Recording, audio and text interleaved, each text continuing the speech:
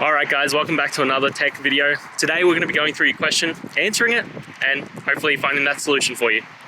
Now, don't forget to stay just a little bit crazy like me, and hopefully you'll get to that resolution. Anyway, on to the video. Cheers.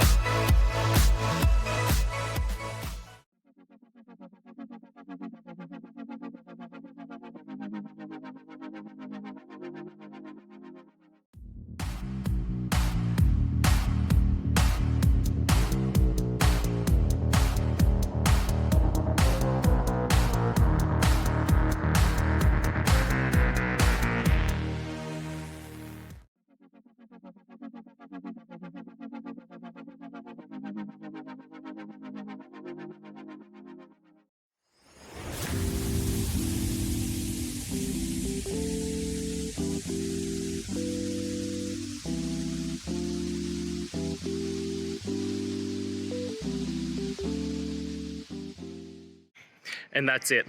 I hope that that's helped find the solution that you're looking for.